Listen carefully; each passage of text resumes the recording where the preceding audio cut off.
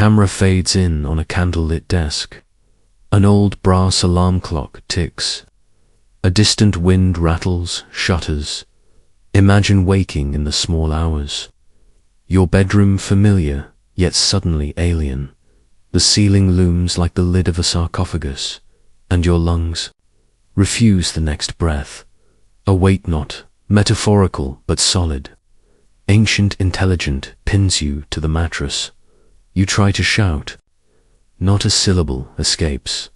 Then, from the edge of sight, a silhouette leans closer, allied, smileless, certain you cannot move, and just when panic scrapes raw against the walls of your chest, you blink. Inhale, sit bolt upright. The room is empty but the dread lingers, like smoke in old curtains. Tonight we unseal a parchment of overlapping worlds. The medical science behind sleep paralysis, the folklore that grew around it, and the esoteric possibility that both camps are only half-right. Is the nightmare merely a neurological hiccup? Or does that moment of immobility crack a door between waking and dream inviting things in?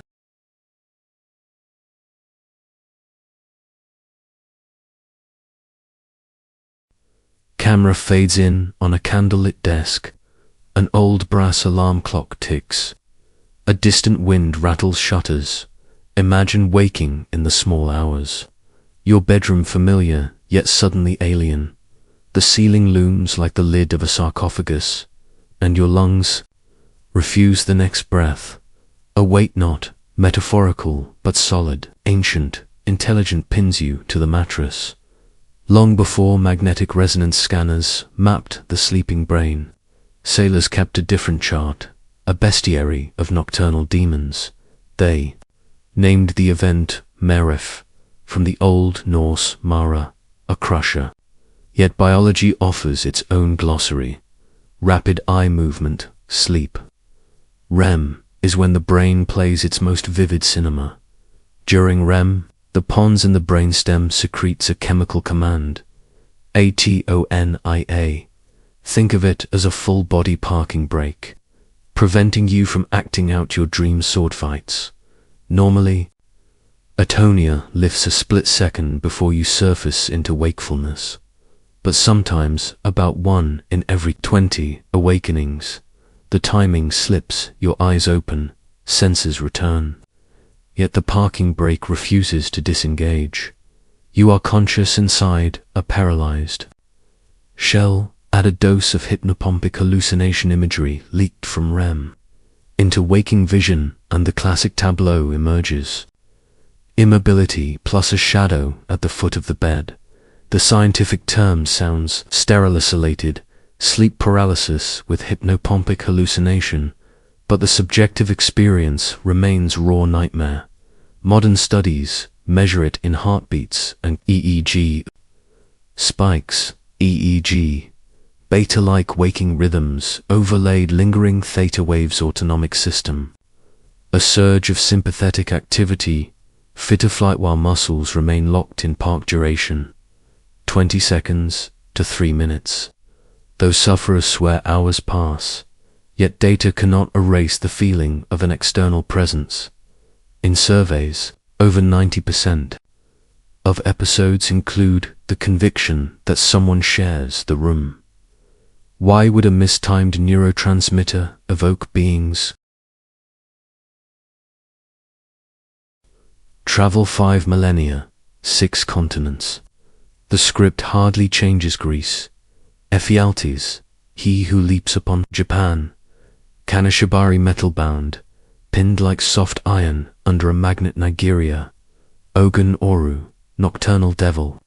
Inuit, the Uvagok, a shaman's vengeful spirit.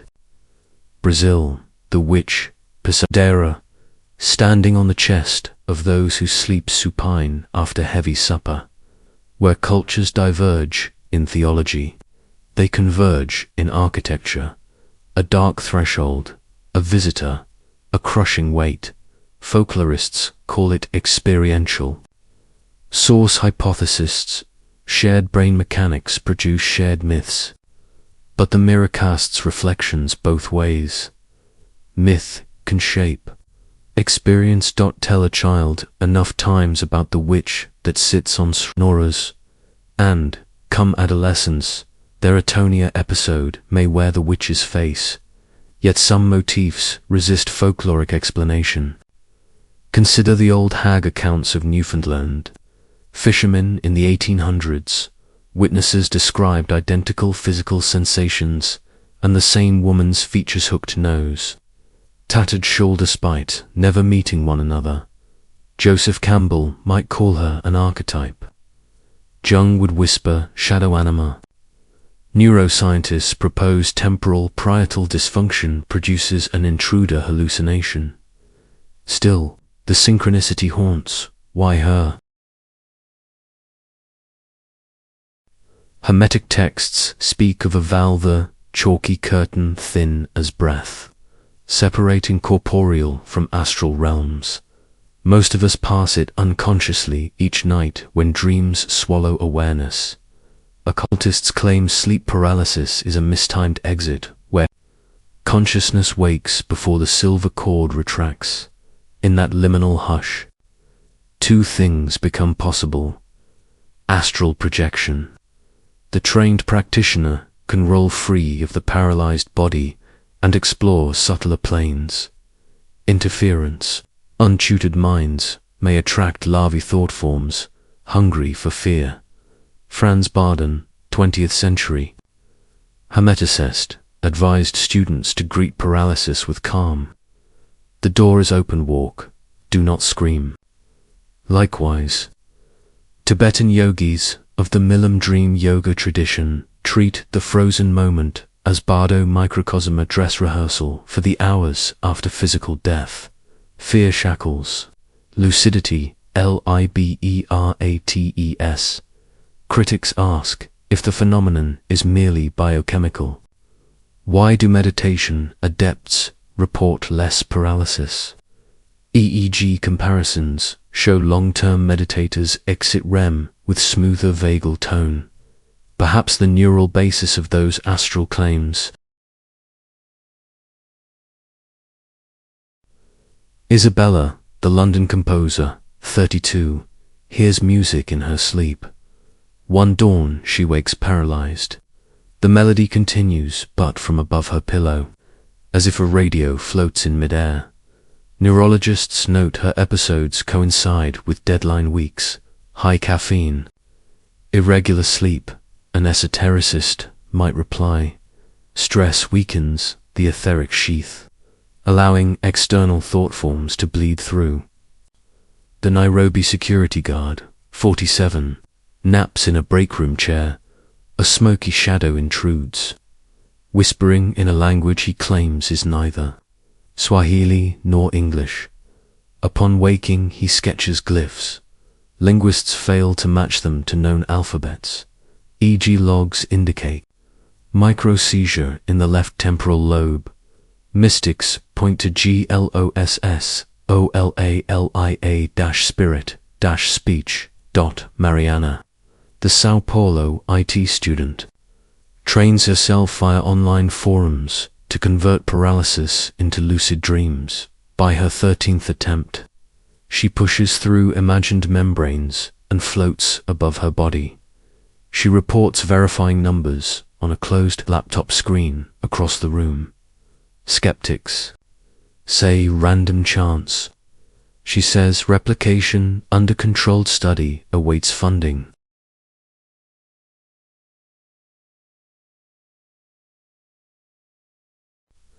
In 2019, neuroscientist Jalal ran fMRI scans during induced atonia. A vibrating pillow woke subjects mid-REM. A flashlight confirmed eye-opening. Paralysis persisted. The scans revealed amygdala flare fear center ignites, though no threat. Present temporo parietal junction hyperconnected region tied to body schema, mirroring the intruder. Reduced prefrontal regulation rational appraisal offline. Jalal's team then taught half the subjects a 4-step coping mantra. Relax gives, remember, it is harmless, gives close eyes, gives imagined positive outcome. Episodes shrank from 120 seconds. 240, notably. The presence hallucination vanished in 70% of trained cases. Reframed emotion seems to starve the shadow. Parallel studies at Kyoto. University probe the auditory angle. Theta beta cross-frequency. Coupling in paralysis resembles that in mediumistic trance. Is the brain defaulting to a channel once used for ancestor communication rituals?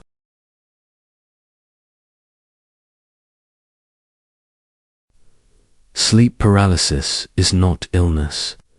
It is an invitational beat, wrapped in terror to accept. One must transmute adrenaline into awareness. Step 1. Preparation. Maintain consistent sleep schedule. Irregular hours increase REM pressure and micro-awakenings. Stimulants. 6 hours before bed keep. A dream journalist publishes a breadcrumb trail for later lucidity. Step 2. Recognition when immobility strikes. Label it. This is atonia, nothing more. Naming the beast shrinks its silhouette. Breathe shallow, but steady. The diaphragm is semi-autonomic and can move. Step 3. Centering focus on the heart area. Imagine a pulse of white light expanding each exhale. Visualize a gentle spin clockwise for most. Counter for left-handed 2. Prime vestibular sense for out-of-body shift. Step 4. Transition on the in-breath. Feel your subtle body inflate like a balloon. On the out-breath, let it float a few inches above dew. Not attempt to move limbs physically. Imagine drifting sideways off the mattress. Many report a pop sensation followed by 360-degree vision hallmark of phase state projections. Step 5. Ground and return. Set a clear goal before exploration. Visit a friend. Read a distant clock to re-enter. Focus on vibrating fingertips. The physical body reasserts control even if projection remains elusive. The practice rewires the brain's threat circuitry. Krishnamurti wrote, "The spell breaks not by flight, but by looking straight through the fear." Thus, paralysis becomes portal.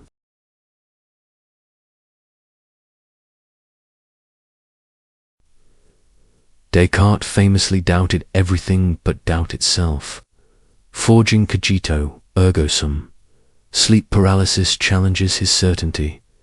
When motor cortex and vocal cords rebel, the eye shrinks to a kernel of witnessing. Is that kernel body-bound or body-adjacent?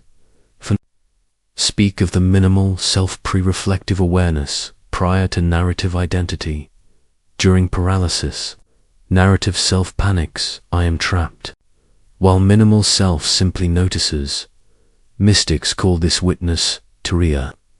The fourth estate, beyond waking, dream, deep sleep.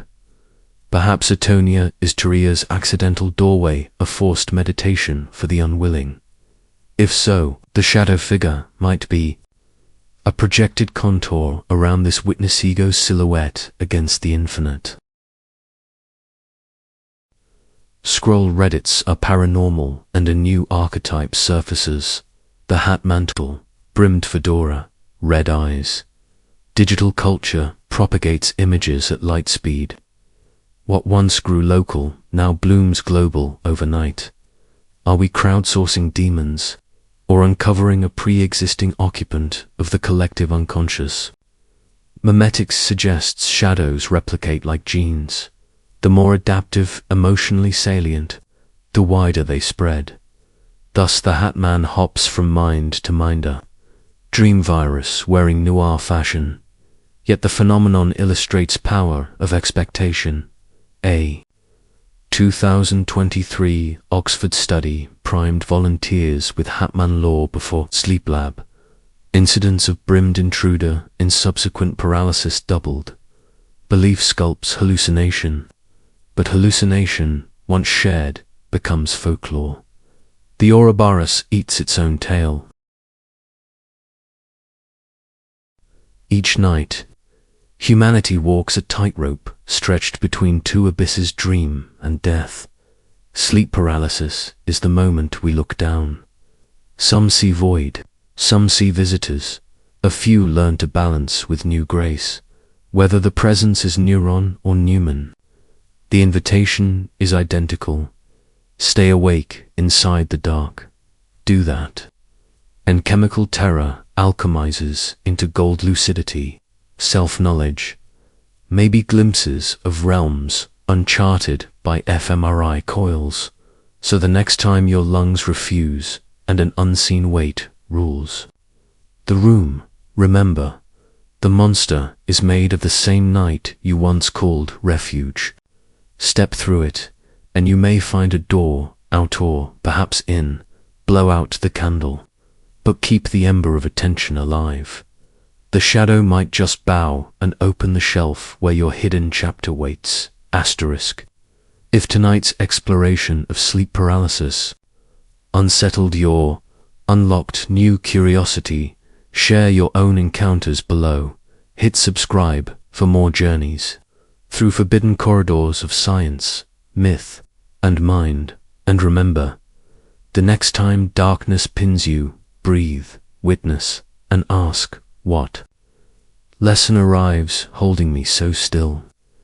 We'll see you, lucid and unafraid, in the next episode of The Secret Shelf.